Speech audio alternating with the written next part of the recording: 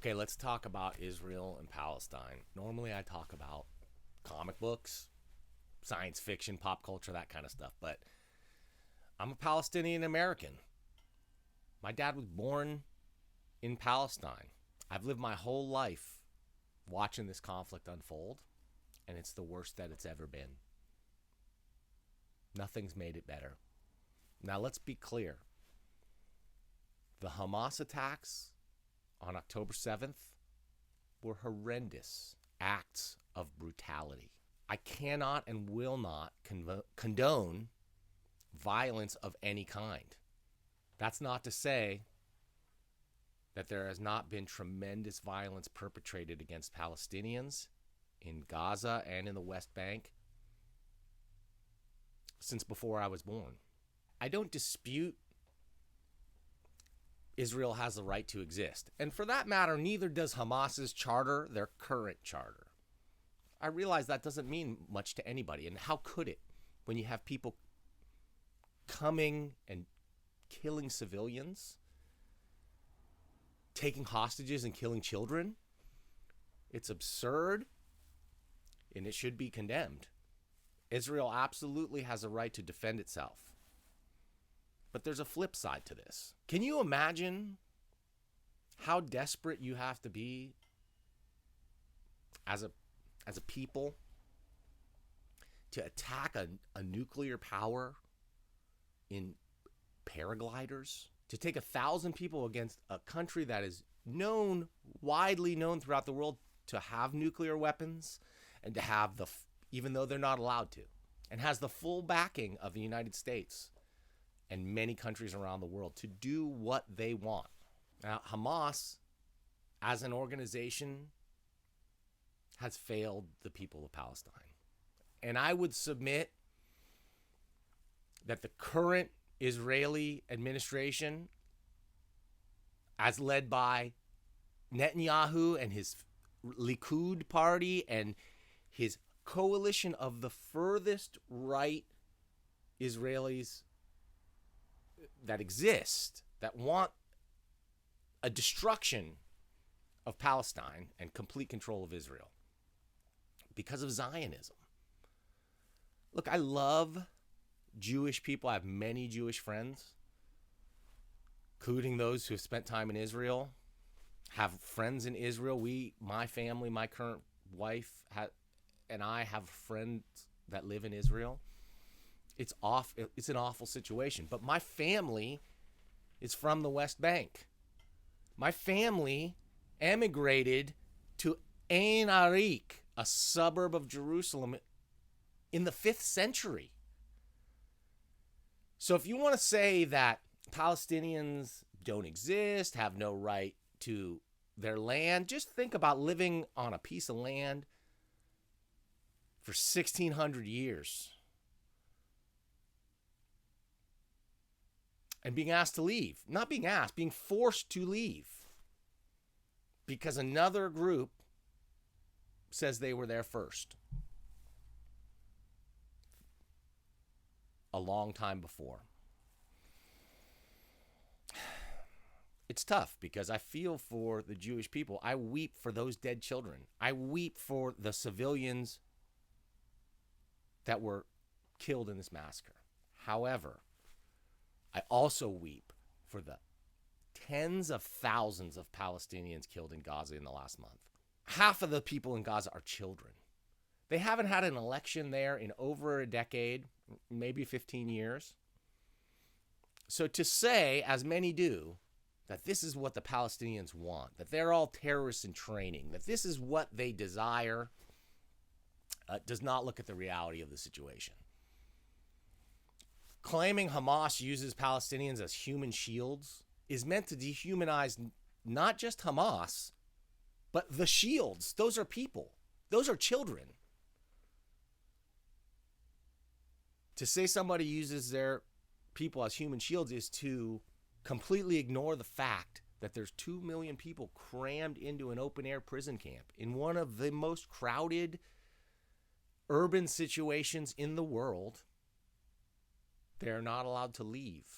They're not allowed to travel.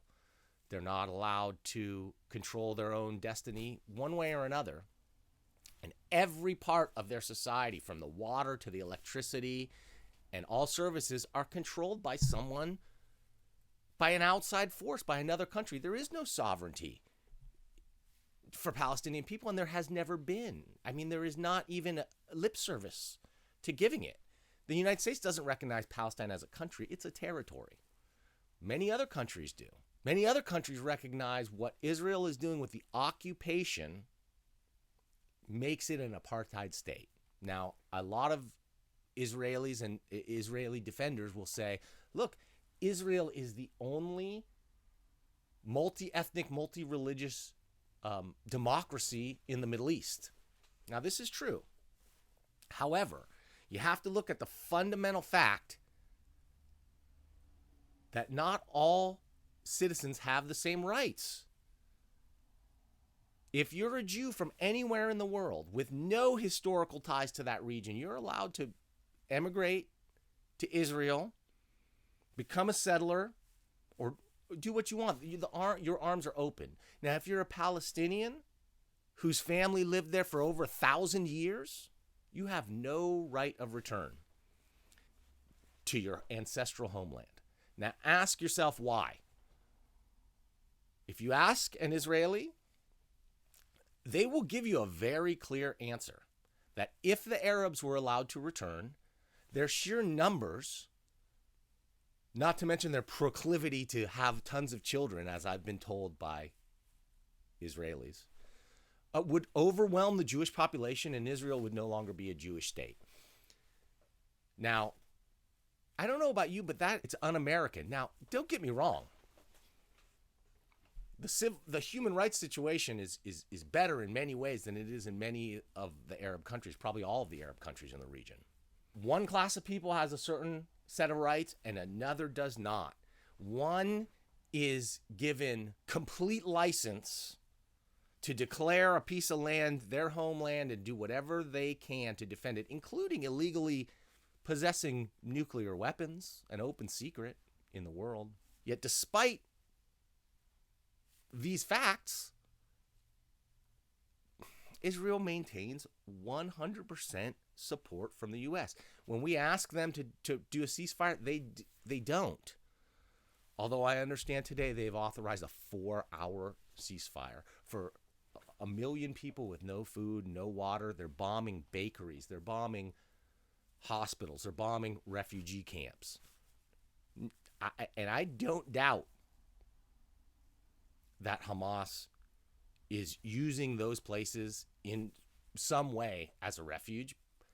But does that justify the indiscriminate bombing and killing of civilians? We're talking about 10,000 in a month.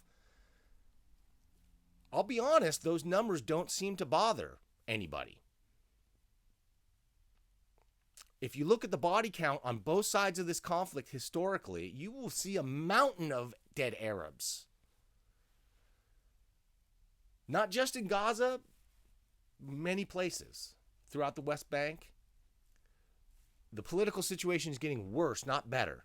And the United States is contributing directly to this. When Trump recognized Jerusalem as the capital of Israel, it flew in the face of the international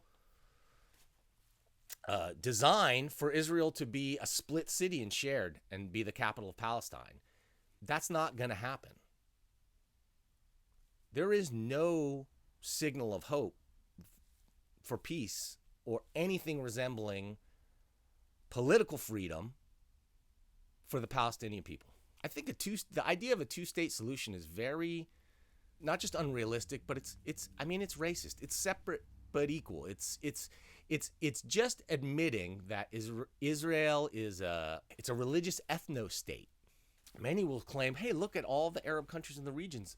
They're Muslim religious ethno-states. This is true. But if you want to claim to be a bastion of democracy and you want to claim to be better than those in the region, you can't take one group of people and elevate them as better than all others, as the chosen people. A lot of people are going to say, my condemnation of Zionism is anti-Semitism. You can say that if you want, but it's not. I have a lot of Jewish friends who are very sympathetic to me.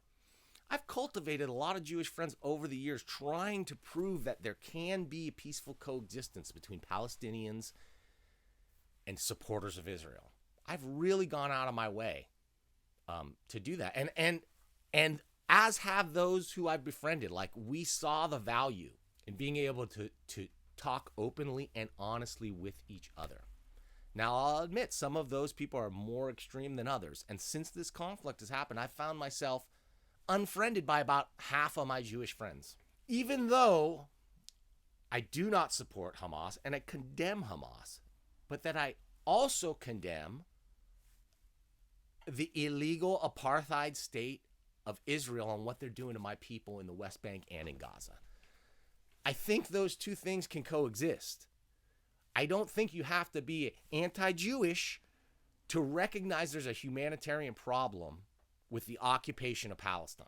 There's a lot of videos out there from pro-Israeli voices that want to say Palestine was never a country. It's a place that didn't really exist. There's no Palestinian people. They're Jordanians or they're whatever they are. I'm here to tell you this is BS. The region was known as Palestine, and the people considered themselves Palestinians, and I'm talking about for hundreds and hundreds of years, over 1,000 years. Now, the region fell into the hands or under control of various parties throughout that time, be it the Ottoman Empire or the British Empire. And these were folks that just controlled the region, and the British Empire gifted the region to Israel. Now, whether that's right or wrong, whether that's should have happened or not, I believe is that ship has sailed. I honestly believe that the state of Israel could be a tremendous ally, not just to the United States, but could also be an example in that region. But until they address their fundamental hypocrisy of the occupation, all of their notions of democracy and being a place of freedom and multiple religions, and it goes right out the window. All Israeli citizens have to be in the military. Does that make every Israeli citizen a military target? Uncategorically, I say no. Should Hamas be censured somehow? Yes. Can they be destroyed? I don't think you can destroy an ideology. You know, they've been trying to do that for a long time there. And what happens when you take a people and oppress them and oppress them and oppress them until they can do nothing, right? Until they feel they have no recourse and no one cares. Again, I will say, how desperate do you have to be to attack a nuclear power with hang gliders? And knowing, absolutely knowing what the result of that attack is going to be, because you've been seeing it for decades in Gaza since the closure and for 75 years in the region in general. This doesn't justify what they did, but it gives you a lens into how desperate would you have to be to perform an act that you know is suicide. Part of the problem here is the idea of martyrdom, and that many Muslims on the Palestinian side have no hope for things to change in their life because they've seen their grandparents and their parents and their brothers and sisters and their children dying and being killed with no relief. Terrorism is created through misery. You can only cause someone to act in inhuman ways by treating them inhumanly. When you take a group of people and treat them like animals and cage them for decades, I mean, the people that came out of there that did that fight, they've lived their whole life in Gaza in a prison camp. They're like, this is not a joke, but they're like Bane from Batman, like raised in prison to hate your enemy. How can you live in an environment like that and not be filled with hatred? It's amazing that not everyone is. I want everyone out there to know who's listening to this, which will not be many people, I'm sure. I hold no enmity towards the Jewish people. I hold no enmity towards the nation of Israel existing. But I have big problems with the occupation,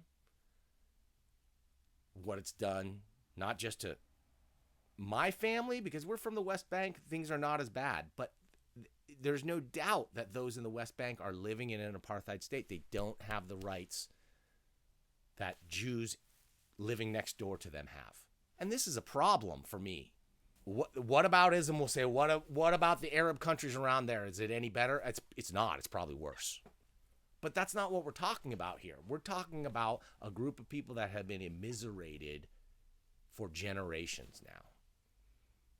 And when they try to resort to peaceful means of protest, like the March of Return in 2018, they found their kneecaps being shot out by Israeli military snipers. If you try to support the BDS movement, the boycott, divestiture, and sanctions movement against Israel, you're called an anti-Semite. In fact, not just by people on the street who've probably never even heard of it, but there are states in the United States, mostly in the South, that prohibit you from having any kind of government contract if you support BDS in any way. Now, this is the nonviolent protest, economic protest, that I've always felt was the key to this conflict. Non-violent, peaceful protest. But when that is called anti-Semitism, what hope do these people have? All they can do is pray for things to be better in the afterlife. That's where we're at. This is why they have they call a group of their fighters the Martyrs Brigade. This is a people that believe they don't have any rewards here in this life because they've been demonstrated that.